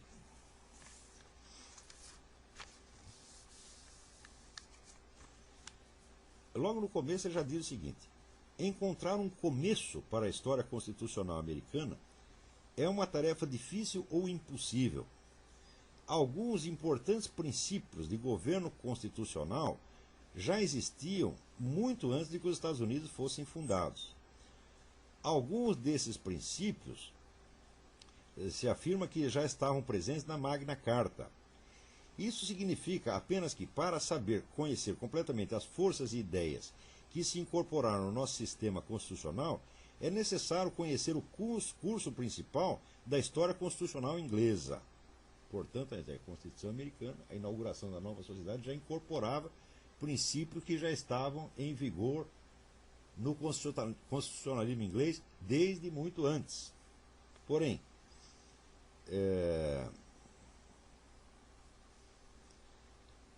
existem, só para dar um exemplo, na Constituição americana, termos e providências que só revelam o seu sentido completo quando estudados como parte da história constitucional inglesa. Como, por exemplo, o princípio do habeas corpus, o princípio do julgamento por júri, o princípio da common law e outros conceitos fundamentais da Constituição americana já estavam presentes ali, todos nos costumes jurídicos ingleses. Mais ainda, as instituições e os princípios constitucionais não foram inventados subitamente na América no século XVIII. Mesmo em anos recentes, as cortes deste país julgaram necessário examinar as leis e os princípios constitucionais da Inglaterra, que já eram muito velhos quando a Convenção Federal se reuniu na Filadélfia em 1787. Mais ainda, as formas institucionais, enquanto distintas dos princípios gerais, foram o produto de um longo crescimento. Em certa extensão, os seus desenvolvimentos podem ser rastreados na história inglesa. Eles são, portanto, mais distintamente vistos nas colônias americanas. Quando essas colônias se tornaram estados, as suas instituições foram modeladas em larga medida pelas instituições das colônias, tal como tinham se desenvolvido nas décadas precedentes. Ou seja, quando as colônias se transformaram em estados, as instituições não mudaram, foram as mesmas que já existiam na colônia. Os forjadores da Constituição Federal foram, por sua vez, guiados pelas constituições estaduais. Eles não entraram na sua grande tarefa ignorando o passado. Eles não buscaram inventar aquilo que fosse novo e não testado. Ou seja, os pais fundadores pegaram os princípios constitucionais ingleses e as formas institucionais já existentes nas colônias e botaram aquilo no papel.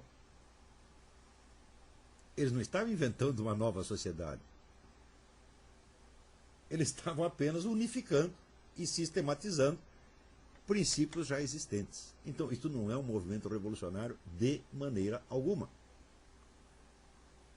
Para compensar, alguns movimentos que, vamos dizer, na cultura brasileira, na cultura popular brasileira, na mídia popular e nos livros de escola, etc., são tidos como reacionários e antirrevolucionários, como, por exemplo, o fascismo italiano ou até o nazismo, são evidentemente revolucionários. Por quê?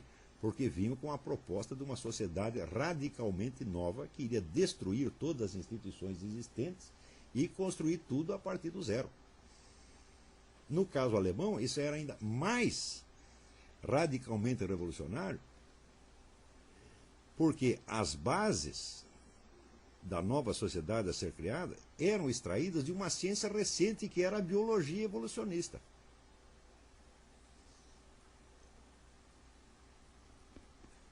Então, faz favor para mim, pega esse livro vermelho que está embaixo dessa pilha.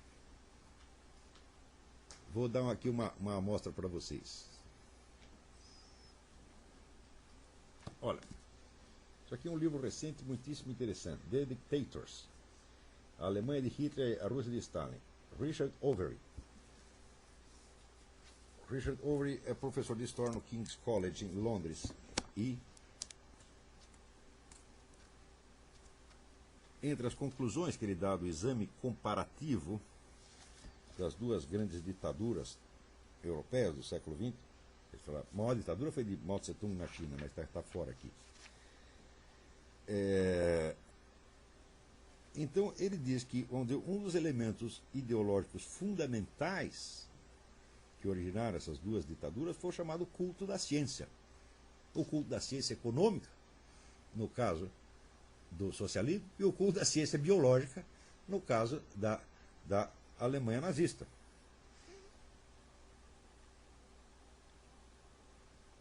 Então, as raízes científicas da ditadura alemã podem ser encontradas nas ciências biológicas. O desenvolvimento de uma biologia social popular no fim do século XIX, associado com o trabalho de Ernest Haeckel e de muitos discípulos, note bem que Ernest Haeckel não era um discípulo distante, ele era o segundo no comando da escola evolucionista, era o colaborador, ele e Thomas Huxley, que também eram racistas, eram os colaboradores principais de Charles Darwin. E o princípio racista e o princípio da destruição das raças inferiores está afirmado claramente pelo próprio Charles Darwin. Tá certo? Portanto, a teoria evolucionista aparece mesmo como uma teoria genocida, bem de tipo nazista, desde o início. Não é que foi transformada nisso posteriormente. Né? Então, é construir uma visão do mundo baseada em preservar a raça ou nação como uma espécie pura e exclusiva. Mas, note bem que Charles Darwin, ele diz, por exemplo, que as leis modernas feitas para proteger os mais fracos, os doentes, etc., etc., são anti-humanas, porque elas contribuem para a decadência humana. Então, para ele, o que tinha que fazer com os pobres, com os doentes, etc., deixar tudo morrer, porque isso favorece, vamos dizer, o melhoramento da raça. Isso quem inventou não foi Haeckel nem Thomas Huxley, foi o próprio Charles Darwin. Então, isso era uma ciência, entre aspas, muito recente, e o nazismo incorpora tudo isso. Tá certo? E promete criar uma nova sociedade baseada, então, nesta biologia. Quer dizer, essa é a proposta revolucionária, 100% revolucionária. Tá certo? Note bem que ainda, vamos dizer, a afinidade, o parentesco entre o nazismo e o socialismo não vem só disso. Vem também, vamos dizer, na área econômica, mais dois fatores. Na área econômica, o nazismo era evidentemente um socialismo, proclamado como tal durante toda a década de 30. Quer dizer, é um processo de estatização da economia. Apenas os nazistas e fascistas, que eram um pouco mais espertos em economia do que os comunistas, já tinham percebido algo que o próprio Karl Marx sabia que os comunistas pareciam ter ignorado, que é que a estatização completa dos meios de produção é impossível, que você tem que resguardar uma área de economia privada, senão a coisa não funciona. Eles sabiam disso. Então eles não queriam estatizar completamente a economia. Eles estatizavam 70% e deixavam 30% na mão de 5 ou 6 grupos monopolísticos, que por serem poucos fosse mais fácil de controlar pelo governo, colocando, como dizia o próprio Hitler, colocando o empresariado de joelhos. Tá certo? E o segundo ponto de afinidade é o seguinte, é que a Alemanha só se tornou uma potência militar capaz de ajudar o mundo porque a Rússia ajudou nisso secretamente desde 1922. Tá certo? Isso aí é uma coisa bastante comprovada no livro da historiadora Tatiana Bushuyeva, que chama The Red Army and the Wehrmacht, quer dizer, o Exército Vermelho e a Wehrmacht, que é o exército alemão. Então, desde 1922, a Rússia cedeu parte do seu território para que a Alemanha fosse se rearmando e criasse um exército, sem que o restante da Europa soubesse. Se não fosse isso, jamais teria tido Segunda Guerra Mundial. A Alemanha jamais teria podido crescer militarmente. E esta cooperação continuou e se intensificou depois da ascensão do Hitler ao poder. Por quê? Porque Stalin, que não era besta, ao contrário de tantos comunistas, ele sabia que o nazismo era um movimento revolucionário. Só que achava que era um movimento revolucionário inferior ao comunismo. Porque era baseado num improviso doutrinal e não numa teoria histórica científica, entre aspas, como o marxismo. Então ele achava que os nazistas eram capazes de derrubar a burguesia, mas não de governar em lugar dela. Então a ideia dele, literalmente foi a expressão dele, nós vamos usar o nazismo como um navio quebra-gelo da revolução. Eles vão na frente, destroem tudo, e eles ganham e nós levamos. E feito, baseado nisso, então, incentivou o militarismo alemão, o crescimento da Alemanha como potência militar, e criou a Segunda Guerra, que vamos dizer a famosa teoria do Ernest Toppich, que a Segunda Guerra foi totalmente uma criação de Stalin, planejada com muitos anos de antecedência e muitíssimo bem sucedida, com exceção de que você fazer sociedade com o maluco é isso que dá. Quer dizer, o Hitler no meio do caminho ele voltou atrás e atacou a própria União Soviética. Mas isso acabou ajudando. Quer dizer, o Stalin deu a volta por cima.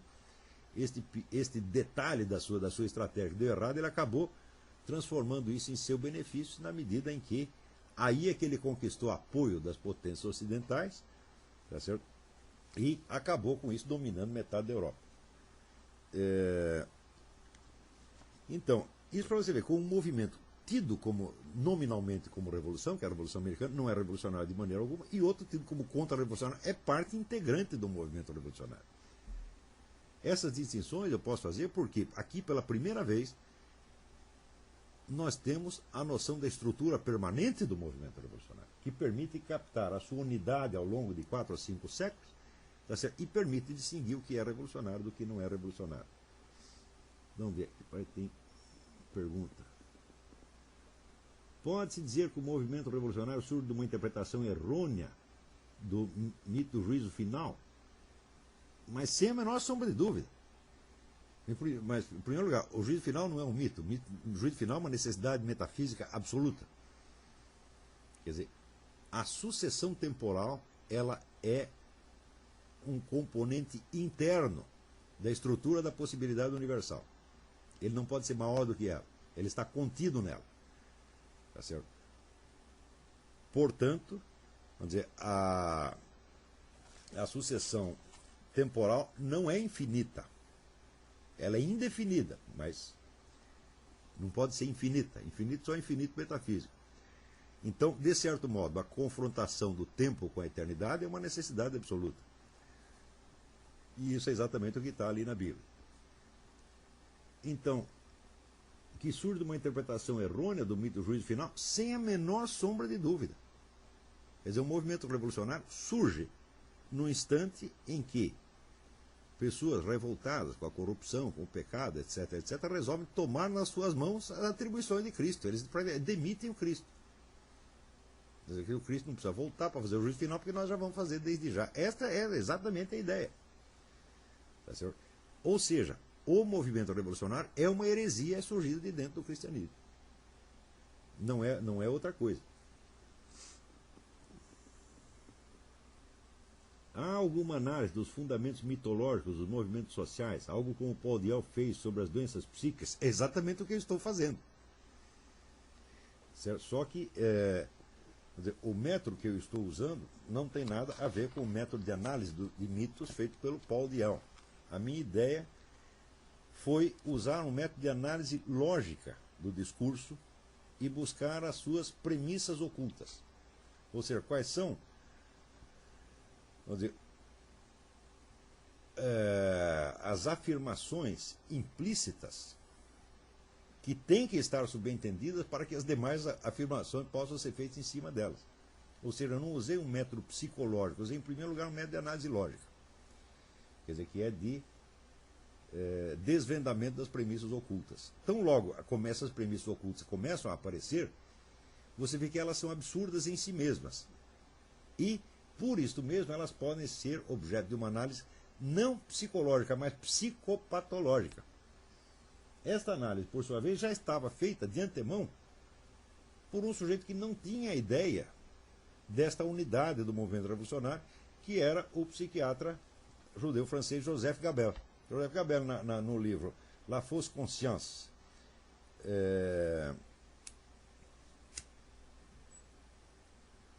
que é um clássico, ele já havia notado a perfeita identidade estrutural entre o discurso revolucionário, o discurso desses movimentos de massa e o delírio esquizofrênico. Ele disse, do ponto de vista lógico, é exatamente a mesma coisa. Tá certo? Quer dizer, mas ele foi pegando caso por caso. Ele não identificou a estrutura permanente. Eu digo, e essa estrutura permanente mostra que esse caráter psicopatológico do discurso revolucionário não é uma coincidência. Ele é uma necessidade intrínseca. O discurso revolucionário é psicopatológico em si mesmo e em qualquer das suas versões.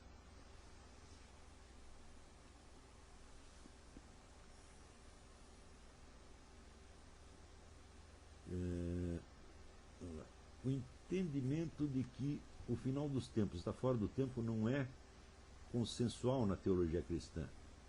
Essa posição é necessária para a sua análise do movimento revolucionário? Absolutamente necessária.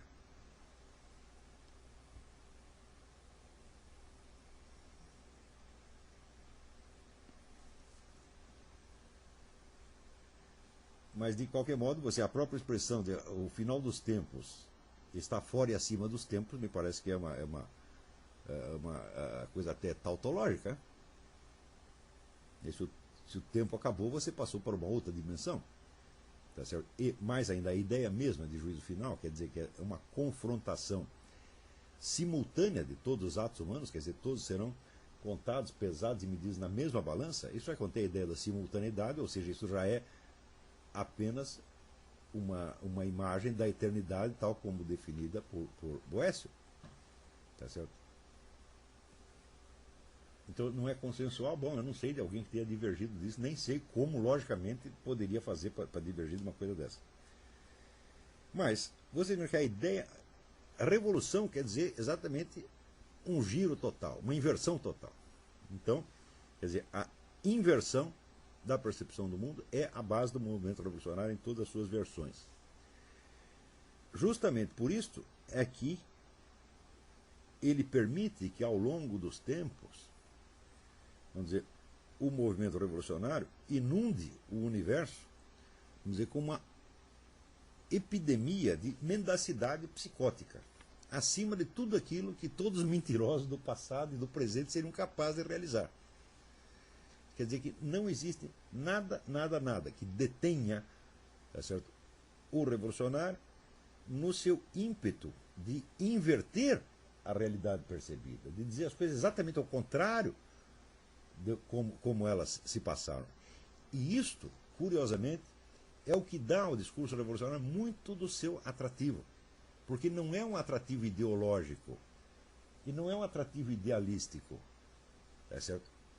É um atrativo muito similar ao de uma droga, de uma proposta alucinógena. Quer dizer, o sujeito adere a isto, não, vamos dizer, por um motivo consciente ou por um idealismo, como as pessoas imaginam. Aliás, a ideia de que a juventude é idealista e tal, é outra, faz parte também da ideologia do movimento revolucionário. Elas aderem a isso não por um motivo idealístico, mas por um atrativo psicótico de inverter a realidade. E isso coloca como se fosse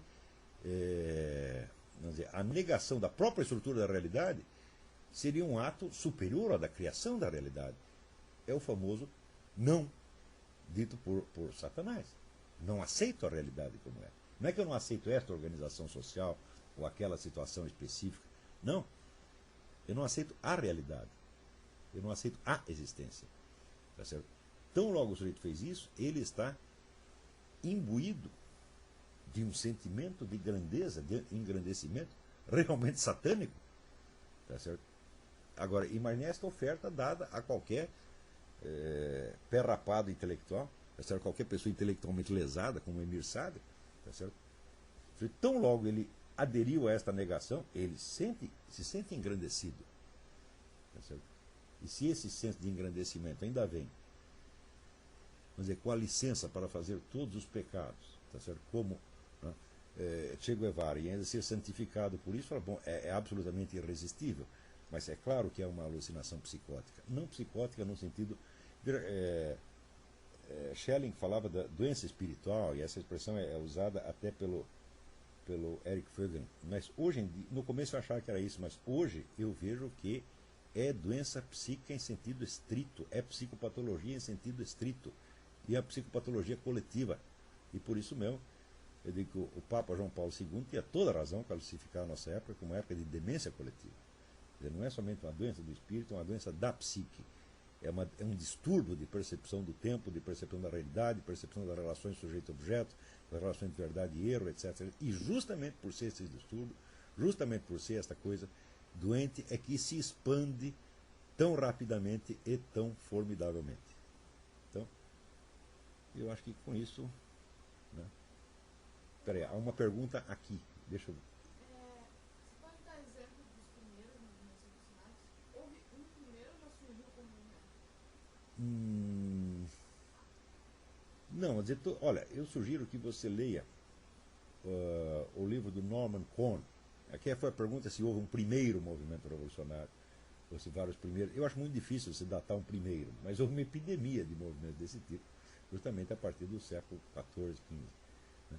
Eu sugiro que você leia o livro do Norman Cohn, que se chama The Pursuit of the Millennium, A Busca do Milênio, onde ele identifica, já nessas primeiras revoltas messiânicas, tá certo? Vários desses traços que estão aqui. Não nesses termos como eu fiz, aqueles certo. ingleses, John Wycliffe, aqueles que são um dos primeiros? Em mais ou em menos estavam todos comprometidos com isso. John Knox e outros, né? O Thomas Munger, todos esses. Né? Quer dizer, quando no século XX o filósofo marxista Ernst Bloch reconhece a dívida do movimento comunista para com esses heresiarcas, ele está com toda a razão. Tá certo? Ele só não sabe que é, né, um maluco reconhecendo a dívida que tem para com outro maluco. Quer dizer, eles acham que é muito normal. Tá certo? Mas, vamos dizer, a patologia desse negócio eu acho que é facilmente demonstrável. Eu acho que basta essa exposição que eu fiz para você ver que isso é patologia mental mesmo, muitíssimo grave, tá certo? E justamente e tão atrativa quanto as drogas. E pelo mesmo motivo das drogas. Quer dizer, você vai ser retirado da realidade. Você está descomprometido com a realidade, você é superior a ela agora. Tá, né? Você diz um imenso não à estrutura da realidade. E isto, de certa maneira, te enobrece aos seus próprios olhos, no sentido de uma nobreza demoníaca, uma hierarquia demoníaca. Você sobe na hierarquia satânica. Então, eu acho que, não havendo mais perguntas, eu acho que podemos encerrar a nossa aula por aqui. Então, boa noite e até a próxima.